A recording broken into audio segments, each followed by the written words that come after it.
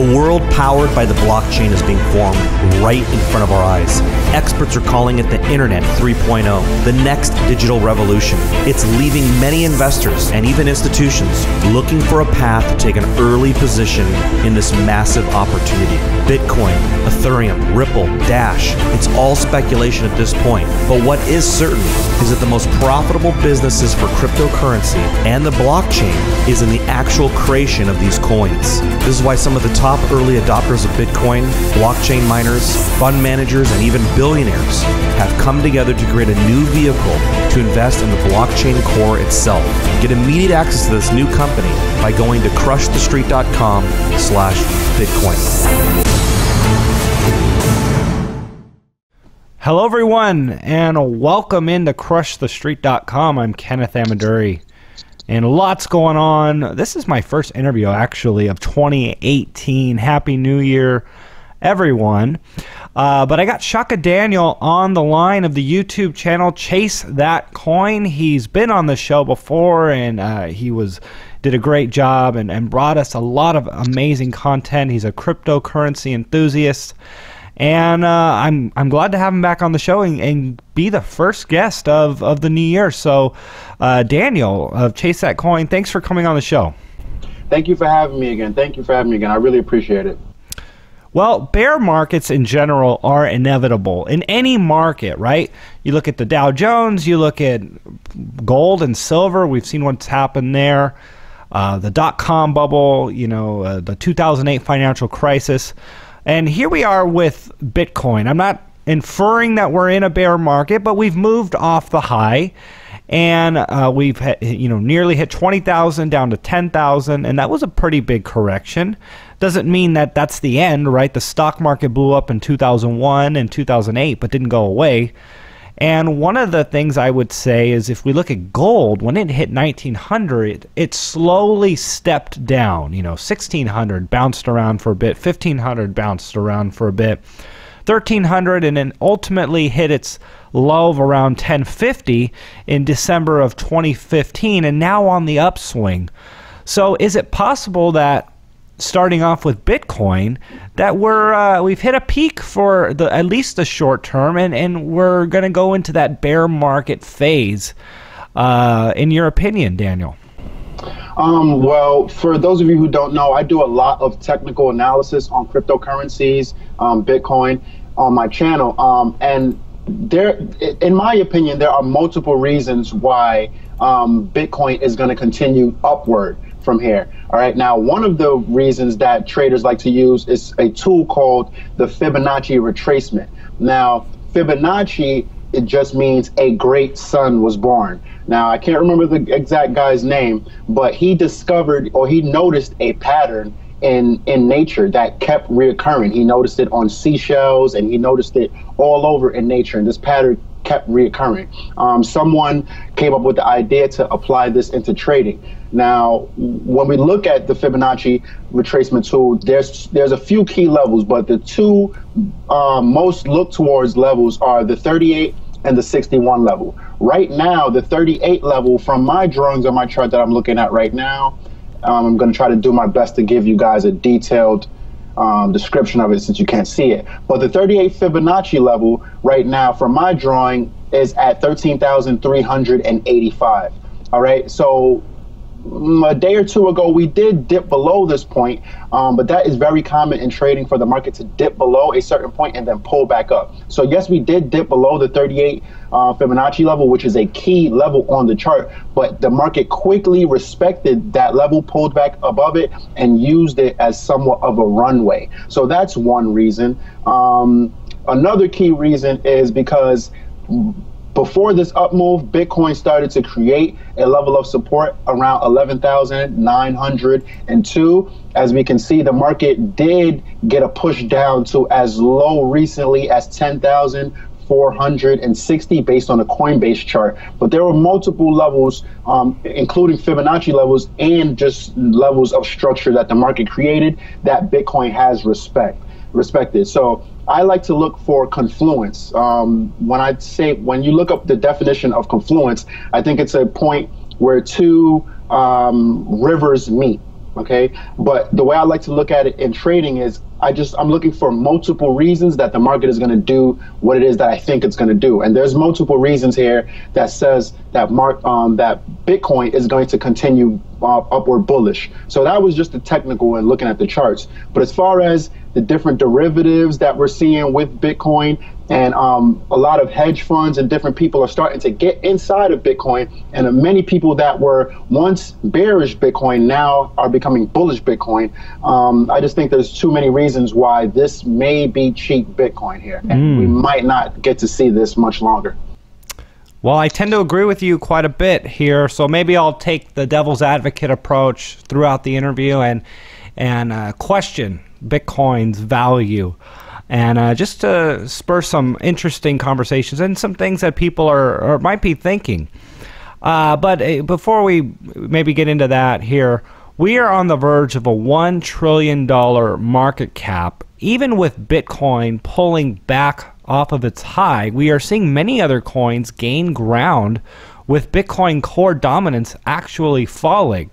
I think last I checked, it was about 36% of overall dominance, and still the overall sector is growing. And what does that tell you? Well, what does that signal to you? Well, it signals to me, well, when I think about Bitcoin and cryptocurrencies, now some people just like to think of, Bitcoin being the end all be all. I do think that Bitcoin is going to continue to be the more so popular cryptocurrency, or the face of cryptocurrency, but just based on the upside opportunity as more derivatives and different forms of Bitcoin trading comes in, that's going to stable out the price. So as the price becomes more stable, people aren't going to forget the fact that the cryptocurrency market does have massive gains. Another reason that I think that, this year is going to be a big year for Bitcoin, but even more so bigger for altcoins, is because the same reason, the derivatives and different things that are going to be added into cryptocurrency, I think people are going to look at that as a big form of manipulation, the same way that they look at the paper trading in gold controlling or suppressing the price of gold. So the more paper trading and derivatives that there are for Bitcoin, it's going to stable out the price. People are going to look at it as, it's being manipulated, and people are going to look for the people's market, or a much more grassroots market. And since the altcoin market, most of the altcoins won't have derivatives and futures and different things, people will look at it as a much more natural market, and creating, in my opinion, a very bullish situation to gain some Satoshi value as far as trading altcoins or investing in altcoins. Well, let's look at Bitcoin, and it's interesting, and I want to get your thoughts on Ripple as well, because this has been really hot in the news. Bitcoin seeks to make the banking sector obsolete, while Ripple seeks to innovate it. And I know that's a kind of a controversial thing, talking about the banks and helping the banks, considering what they've done, and you alluded to them being involved in suppressing the precious metals prices and the markets in general. What are your thoughts, briefly, surrounding Ripple? As far as this current upward moves for Ripple, I think it's just it's mostly rumor based, around the fact that Ripple has a chance to get listed on Coinbase in some people's eyes. As far as holding Ripple, I've always thought that it is a great idea to hold things that are going to go in a different direction from Bitcoin, or that may not even be blockchain. All right, I try to focus on that in as far as what I try to tell people. Even if you love Bitcoin or whatever, if you really love Bitcoin a lot, you'll be looking for ways to increase your holdings in Bitcoin. And whether that has to do with you investing a little bit in Ripple, and when the Ripple goes up in value, you sell it and get more Bitcoin, or do the same thing with Bitcoin Cash, or whatever it is you're doing. If you really were interested in Bitcoin and acquiring more Bitcoin, you'd be looking to take or to hedge against Bitcoin. Now, the things that I'm looking for is I'm looking for things that are going to rival Bitcoin. And I'm also going to look for things that aren't blockchain, that are going to rival blockchain. So things like IOTA, things like ITC, things like anything that's using a DAG. That now, this doesn't mean that I am against Bitcoin. And the way I look at it, I look at it as I'm just open to acquiring more Bitcoin in different ways than most people. Ah, well put. Very well put. I like that a lot, actually. You talked about competitors to Bitcoin, and one thing that I saw this today, actually, Tizen actually said this, and talking about Bitcoin Private, the new Bitcoin fork, yes. And he actually said that he was suggesting that they airdrop Bitcoin Private to the Bitcoin Cash users because Bitcoin Core users do not value their airdrop, quote, tokens, they will dump it anyways. Any thoughts on this for people who are Bitcoin Core, maybe more maximalists, and this idea that they're just going to dump whatever new technology comes onto the Bitcoin Core network? He definitely has a point. I was lucky enough to work with Tizen early on in my content creating career as far as YouTube, and he allowed me to come in on some of his interviews with the Stratus team and NXT when they were doing Ardor and the Waves platform. So Tizen has been a big influence as far as motivating me to create content and different things. And he also helped me keep an open eye, because he isn't a Bitcoin maximalist. He just wants cryptocurrency to do well as a whole, and whichever cryptocurrency wins, that's the one that he's for. So in my opinion, if Bitcoin was to die today, would I stop using Bitcoin or any other cryptocurrencies? No, because I think cryptocurrency as a whole is going to bring a lot to the world. And if it's not Bitcoin, then that's okay. But as far as giving it to holders that from Bitcoin Cash, I think that they would value it a little bit more. A lot of people that get these forks, they look at it as free money. All right, so they're just taking it and they're dumping it. It is a very bullish situation for Bitcoin, because people look to accumulate Bitcoin before the fork, and then after the fork, people take the fork coin and dump it and buy more Bitcoin. So it is a bullish situation for Bitcoin. But as far as giving the coin some legs, and people maybe valuing it a little bit more, there are other people out there that probably would value it a little bit more. So on that note, what are your thoughts on Bitcoin Cash? And maybe in that same vein, what are your thoughts on the high fees and slow transaction times that we're seeing in the Bitcoin Core network? And is this a real threat to Bitcoin Core as we know it? As far as Bitcoin Cash, now, as soon as Bitcoin Cash came out, at first I was like, no, this isn't a really good light for Bitcoin. It's not, it's going to hinder and confuse people. And I've been saying this since things like the Ethereum Classic fork. I personally thought that, these forks, they should fork off, but they should come up with their own names and their own. But, the brand recognition is a big part of what they're trying to capture. So changing the brand name, limits their access to that market. So I personally think, as far as Bitcoin Cash, this is a very good situation for Bitcoin, because it's going to put pressure on the users of Bitcoin and the developers of Bitcoin to come up with an even better solution for Bitcoin. Steel sharpens steel. So if there is not going to be any serious threat or competition towards Bitcoin directly, I think its progress will be maybe even a little bit slower. So steel sharpens steel. I think it's a very good idea to hold things like Bitcoin Cash, Dash, maybe Monero, maybe a little Zcash, because these things are, maybe a little Litecoin as well. These things are primed to, they're great hedges against Bitcoin. If anything was to happen to Bitcoin, these things could possibly step up and fill Bitcoin's role. Now, if Bitcoin was to crash totally, the whole cryptocurrency market would suffer for a bit, but I don't think this thing is going to go away. People are going to base the value of these coins on the most popular cryptocurrency in line behind Bitcoin, whether that be Ethereum or whatever it may be. So I think this is a great opportunity for Bitcoin. I do think Bitcoin needs to get its scaling situation fixed. Even if they don't fix it within the next few years, I don't think the Bitcoin price is going to be hurt that much, but it's not going to go up as much as it could. It's going to just open people's eyes to smart contract platforms and, you know, platforms that have cheaper, quicker, you know, micro payments and different things. So the longer they go on with this, the more of a bullish situation it is for altcoins and people who hold altcoins.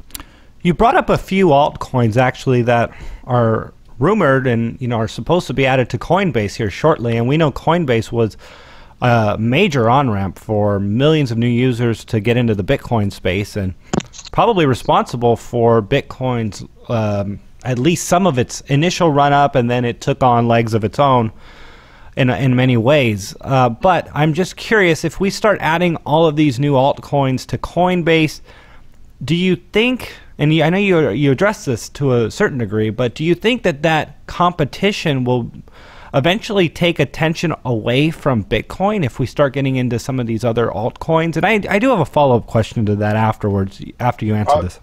Yes, for sure, for sure. As people get on there, because a lot of people that are getting into Bitcoin, they don't even really understand that you can buy portions of a Bitcoin. It's divisible up to 8 decimals behind, 8 numbers behind the decimal. People, they don't understand that yet. So they see Bitcoin, they log on, they see 15,000, whatever, you know, and then they look over and let's say they see Litecoin at 200 or whatever the price is, 250. And then they look over, they see Ethereum at 1,000 or whatever. And then a lot of these other altcoins, they're going to be added. They're going to be even cheaper. So let's just say Stratus, which is one that I'm very bullish on, gets added there. You know, they're going to see $15, $20 Stratus. And the people, they're going to, the validity of these coins is going to be somewhat ingrained in these people's minds simply because it's on Coinbase and they can buy these coins directly with fiat. Right now, all of the coins aren't getting a super rush of money because you can't buy them all directly with fiat. But as time goes on and fiat exchanges are added and you can buy these coins directly with cash, it's going to separate the altcoin market from Bitcoin itself, creating another very bullish situation. So the more altcoins, there's just multiple reasons that 2018, 2019 will be very bullish for altcoins as well. Okay, so as a follow-up to that, we know that there's a lot of new tax law developments, and I suppose it'll create some new demand for privacy coins, and I'll let you answer that. But it's kind of interesting because Coinbase and the amount of information that people are giving up to be able to go into Coinbase is what the regulators want. You know, you have your bank account and all your information, and it's very traceable.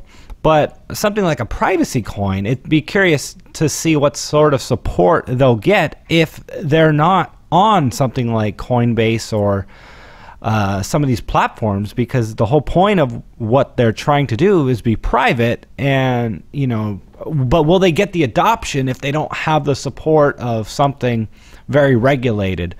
And I'm just trying to see what your thoughts are on that.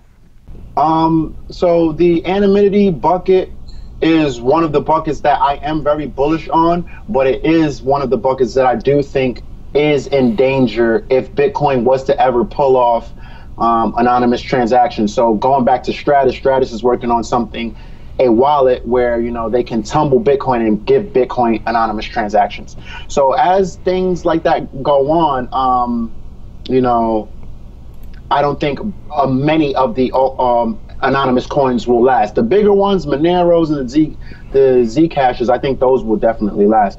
But some of the smaller ones, I'm not so sure. And as far as them being added to Coinbase, I don't see a Monero and these things being added right away.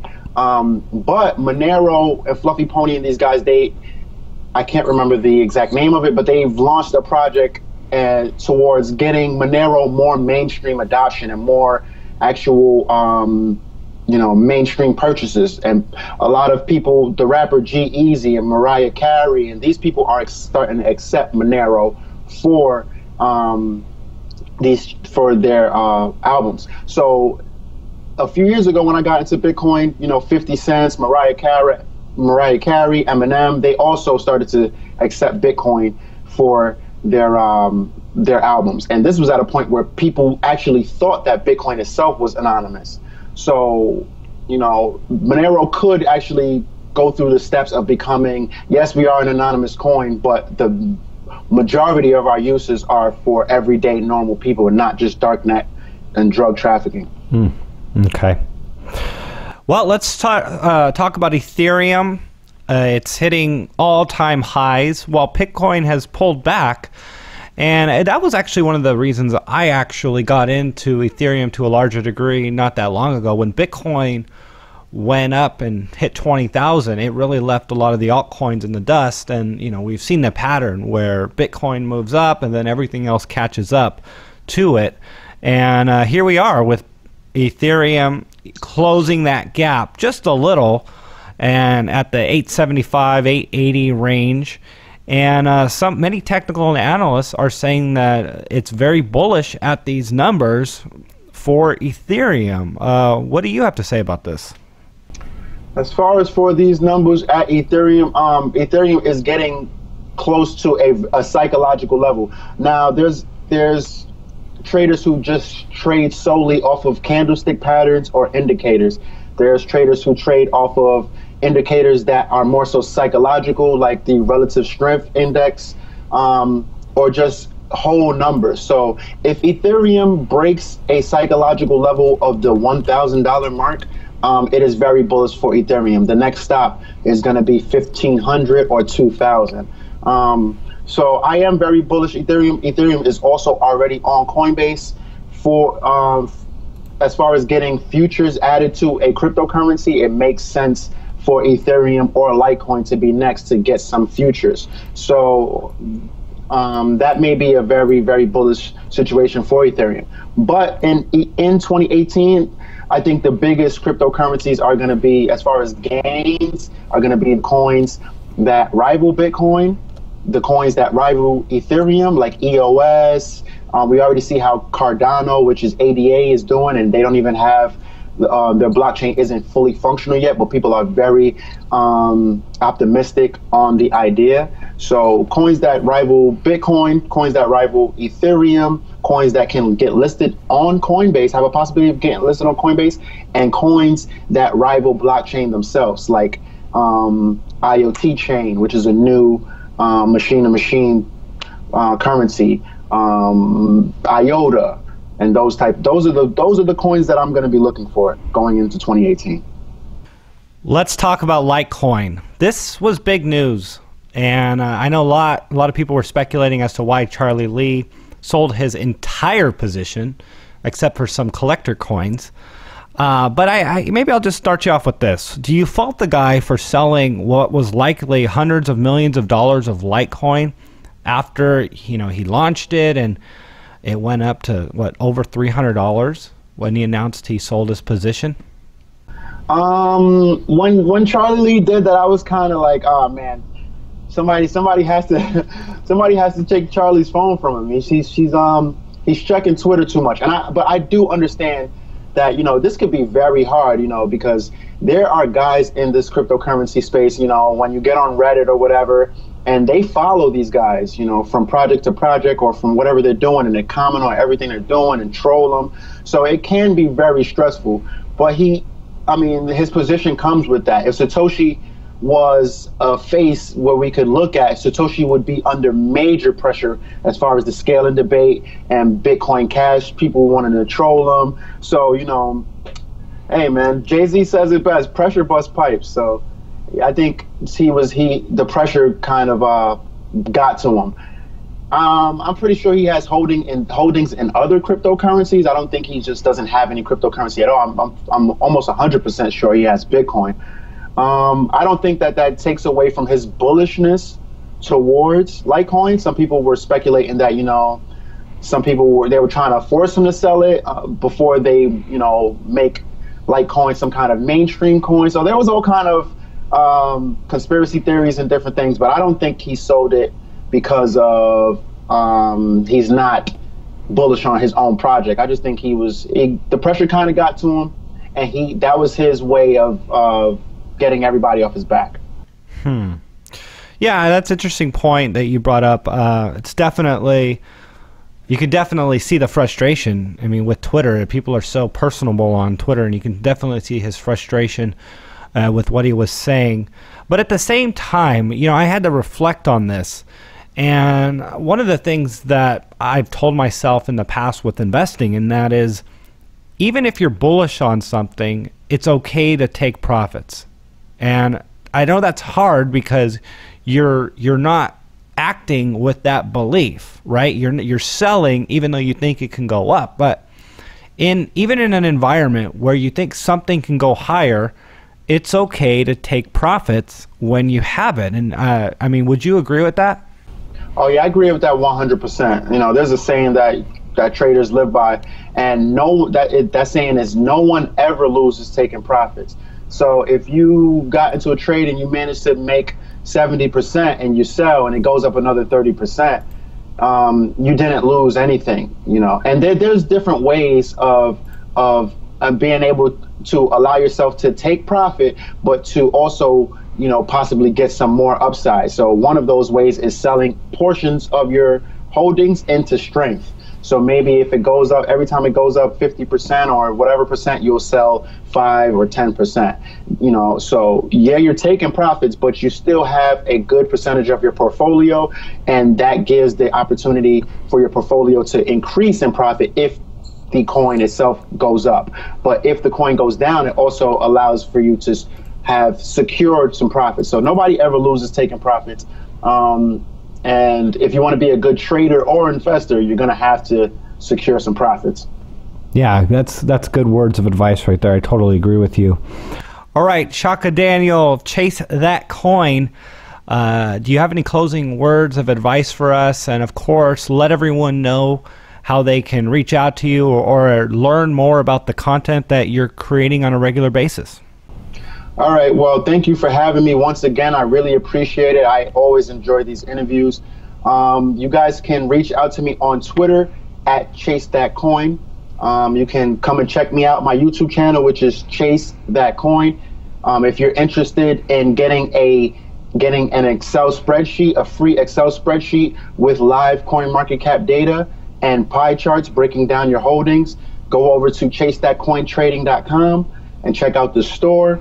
We also have a training in there, a cryptocurrency training. The advice that I'm going to give you guys is there is many overnight successes, and the amount of people that I'm seeing come into the cryptocurrency space and they're new themselves, and they're charging people for information, and they're telling people to buy these coins. And do your own research, because it's very easy to follow other people who's following someone else. So do your own research, read these white papers.